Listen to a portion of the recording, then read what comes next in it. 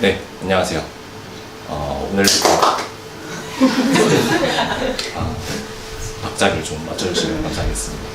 3권에 걸쳐서 잃어버린 나를 찾아서 라는 주제로 강의를 할 차명식이라고 합니다. 잃어버린 나를 찾아서는 저에게 굉장히 익숙한 물건들, 익숙한 공간, 그리고 익숙한 관계를 다시 한번 우리가 낯설게 바라봄으로써 우리 자신을 한번 돌아보는 그러한 기획입니다. 그래서 저희가 이번 첫 시간에 다뤄볼 것은 정말 우리에게 익숙한 물건을 한번 다뤄보려고 해요. 우리가 지금 당장도 가지고 있고 앞으로도 계속 가지고 있어야 할 물건, 그게 바로 돈입니다. 첫 번째 강의의 제목은 돈 앞에서입니다. 영국의 극작가인 그 윌리엄 셰익스피어라는 사람 다 아시죠? 이 사람이 말을 하기를 이렇게 말을 했어요. 빌리지도 말고 빌려주지도 마라. 대개 친구한테 돈을 빌려주면은 돈도 잃고 친구도 잃는다.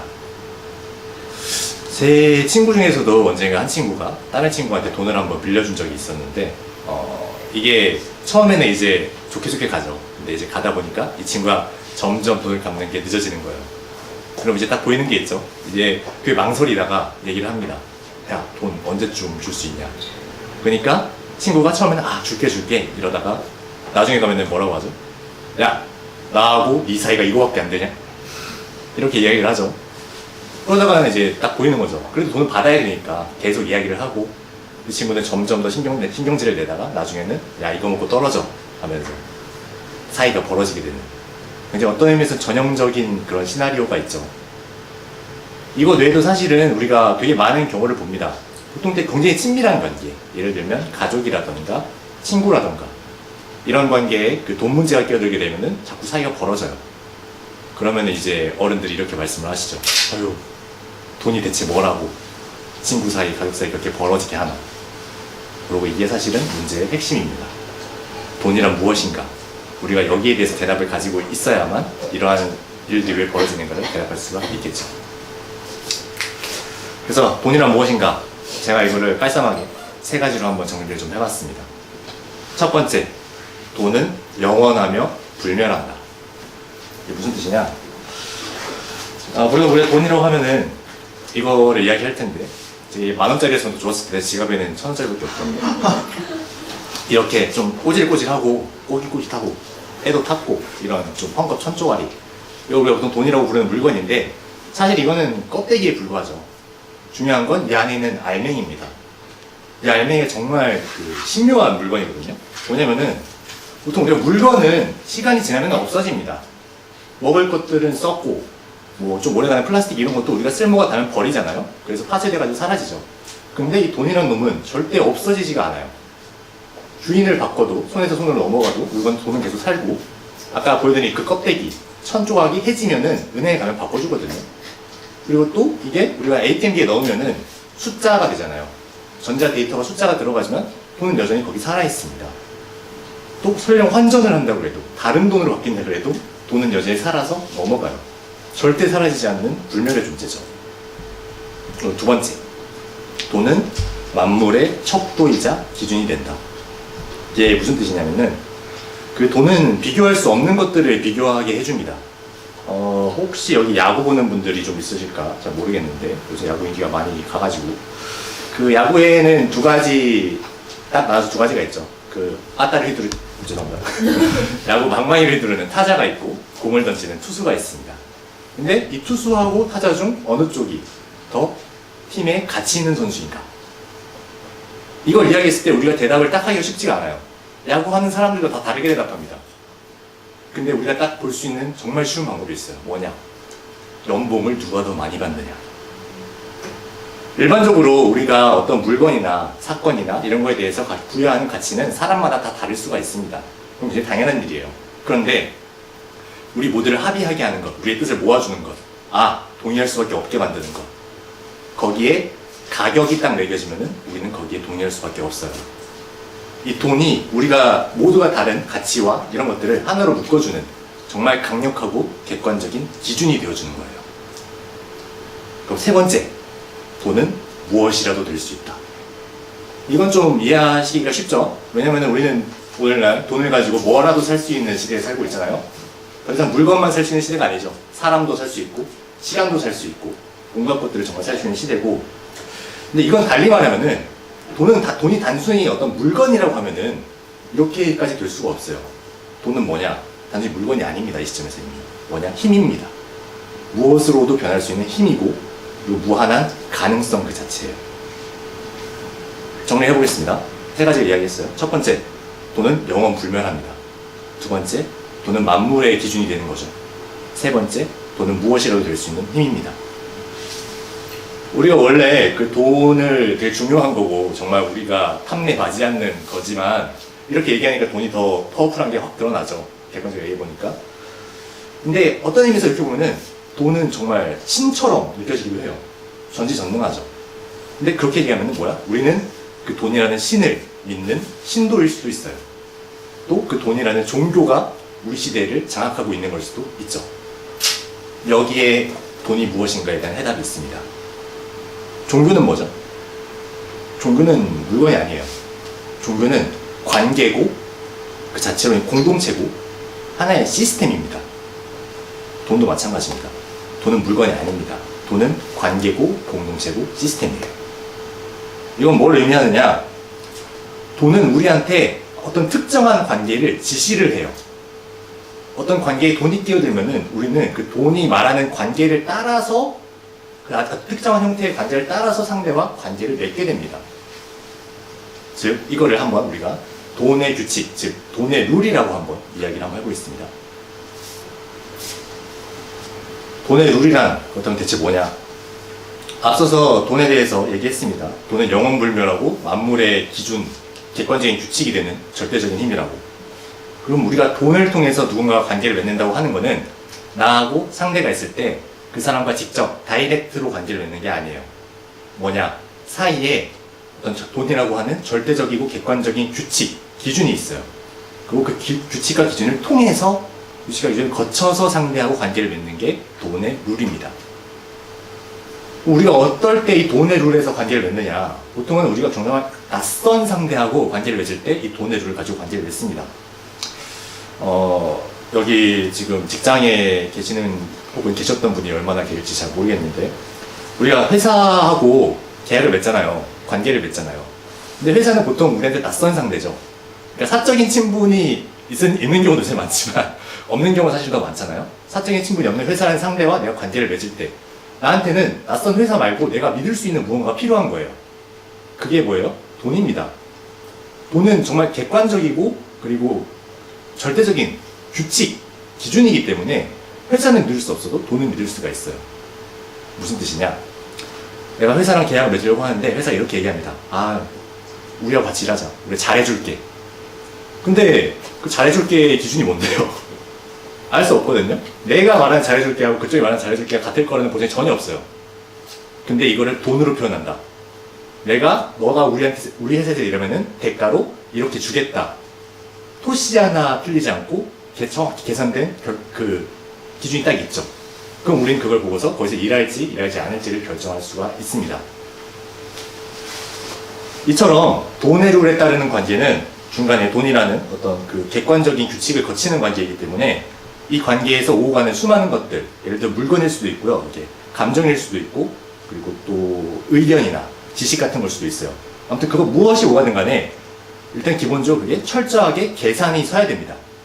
계산이 될 수가 있어야 돼요. 만약에 그 수치가 정확하지가 않으면은 이거는 바람직한 게 아니거든요. 그리고 계산이 정확히 되고 그 계산에 양쪽이 모두 동의를 해야 돼요. 당신 나한테 이만큼 주겠다고 했다. 오케이, 나 그거 받고 일하겠다. 이게 바람직한 돈을 통해서 맺는 관계입니다. 그렇기 때문에 여기서 내가 혹시라도 뜻밖의 손해를 본다. 혹은 상대가 나한테 얘기하지 않았던 뜻밖의 이득을 본다. 혹은 손이 가는 게 불확실하다. 이러면은 이제 삑사리가 나는 거죠. 죄송합니다, 자꾸. 그러니까 우리가 회사가 나한테 임금을 제대로 안 줄 때, 약속한 것 이상의 의무를 요구할 때, 우리가 맺기로 한 돈의 룰에 따른 관계를 제대로 이행하지 않을 때 우리는 부당하다고 생각하고 거기에 분노를 일으키죠. 그런데 우리한테 이렇게 돈으로 맺는 관계, 돈의 룰에 따른 관계가 있는가 하면은 그렇지 않은 관계도 당연히 있습니다. 그걸 제가 한번 친구의 규칙, 친구의 룰이라고 한번 임의로 이름을 붙여볼게요. 이 친구의 룰은 뭐냐? 아까 돈의 룰은 중간에 객관적인 객관의 규칙과 기준을 통해서 만나는 것이라고 우리가 이야기를 했었죠. 친구의 룰은 뭐냐? 그냥 다이렉트로 직접 이렇게 만나는 겁니다. 너무 뻔한 소리 한다. 벌써 이런 표정하는 분들 계신데. 근데 이건 다시 말하면 무슨 의미냐면은 우리는 기본적으로 다들 주관적이죠. 나의 주관, 내 주관과 내 기준과 내 가치가 있죠. 돈의 룰은 그 사이에 객관적인 제3의 그것을 만들어서 거쳐서 우리가 합의할 수 있게 해줘요. 근데 친구의 룰은 우린 그대로 주관적으로 만납니다. 그러고 치고받고 하면서 다이렉트로 서로 조금씩 그걸 맞춰가는 과정이에요. 조절하는 과정이죠. 어떤 관계가 여기 들어가느냐? 우리가 보통 친하다고 하는 것들 어떤 게 있죠? 가족, 친지, 그리고 내 베스트 프렌드들, 그리고 때로는 정말 친한 이웃 사촌들, 이런 관계들이 이런 친구의 룰로 맺는 관계, 대표적인 관계들에 들어갑니다. 이 관계가 돈의 룰로 맺는 관계와 그 결정적인 차이가 있는데, 친구의 룰로 맺는 관계도 그렇고 돈의 룰로 맺는 관계도 그렇고 되게 많은 게 오가요. 물건도 오가고 지식도 오가고 감정도 오갑니다. 근데 돈의 룰로 맺는 관계는 계산이 서야 됩니다. 친구의 룰로 맺는 관계는 계산을 안 서요. 계산이 안 서요. 그리고 계산하려고 하면 안 됩니다. 무슨 뜻이냐면은 예를 들면 이런 게 있어요. 그 외국에 친구가 갔다가 저한테 선물을 사줬어요. 근데 우리가 그 선물 딱 받았을 때 그 자리에서 내가 딱 값, 그 값이 얼마인지 딱 계산하고서 그 친구한테 딱 그 대가를 준다고 생각해보세요. 이상하잖아요. 저는 애초에 그 친구한테 그걸 사달라고 얘기한 적이 없어요. 그 친구는 그냥 주고 싶어서 나한테 준 거예요. 오히려 거기서는 우리가 정확하게 계산을 따서 하는 게 신뢰가 됩니다. 또 대신에 우리가 나중에 또 나도 여행을 갔을 때 걔가 나한테 이런 거 줬었지, 선물 줬었지, 나도 걔한테 뭐 좀 줘야겠다, 이런 생각을 가지고 선물을 사기는 하죠. 근데 그때도 사실은 걔가 나한테 얼마 줬으니까 나도 얼마까지 사지 이렇게 안 따지잖아요. 그러면 좀 우리가 속물적이라고 오히려 비난을 하죠, 그런 경우에는. 그러니까 이 관계는 기본적으로 계산이 서면 안 되는 관계고, 나와 서로의 주관을 가지고 어떤 짐작을 통해서 이렇게 맞춰가는 관계예요. 그렇기 때문에 때로는 내가 상대를 생각하는 거하고 상대가 다른 방식으로 나를 생각할 수도 있어요. 나는 쟤가 내 베프라고 생각했는데 쟤한테 나는 수많은 친구 중에 하나였던 거야. 상처받은 표정하는 친구도 있는데, 네, 있어요.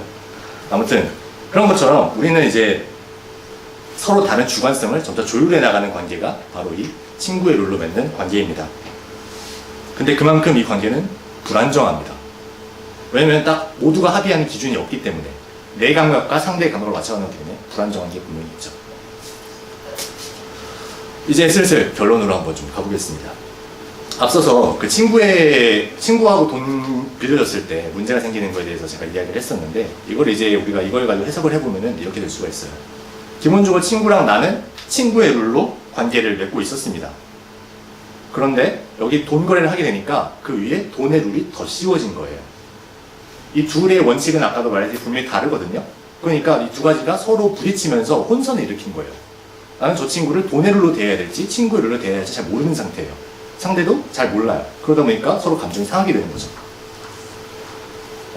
근데 실제로 오늘날 우리가 사회에서 맺는 수많은 관계들이 사실 다 따져보면은 이 두 가지 관계들이 다 섞여 있습니다. 복잡하게 뒤엉키는 경우가 굉장히 많아요. 근데 우리는 그것이 둘 중 하나여야 된다, 반드시. 그렇게 생각하는 경우가 많습니다. 회사와는 비즈니스, 깔끔하게 돈을 룰로 맺는 관계를 맺어야지, 이렇게 생각하고, 가족과는 우리 가족 사이에 어떻게 돈을 따져, 이렇게 생각하는 경우가 굉장히 많아요. 그러면서 행동은 또 다르게 하죠, 물론. 왜냐면은 돈의 사회이기 때문이에요. 돈이 너무나 우리의 익숙한 물건이고 돈에게 휘둘리는 시대이기 때문이에요. 그렇기 때문에 모든 걸 돈의 관계로 하거나, 아니면은 모든 게 돈의 관계로 되고 있으니까 나는 친구의 관계로 맺겠다, 이 둘 중에 하나를 골라야 한다고만 생각을 한다는 거죠. 하지만 이것 두 관계는 각자 분명히 장단점이 다 따로 있습니다. 돈의 룰은 정교한 규칙을 거쳐서 타인과 만나기 때문에 객관적이고 공정하고 안정적이에요. 그러니까 이런 거죠. 딱 규칙을 정해놓고 나니까 여기서부터 여기까지 쭉 이렇게 딱 하고 그래서 딱 깔끔하게 끝납니다. 이게 보통 우리가 돈의 룰로 맺는 관계예요. 하지만 친구의 룰로 맺는 관계는 불안정합니다. 이렇게 갔다가 이렇게 갈 수도 있고 이렇게 떨어지기도 합니다. 떨어진 시점에서 딱 끝이 나버릴 수도 있어요. 근데 그런가 하면 다시 또 올라갔다가 이렇게 쭉 가가지고 어디까지 갈지 내가 알 수가 없습니다.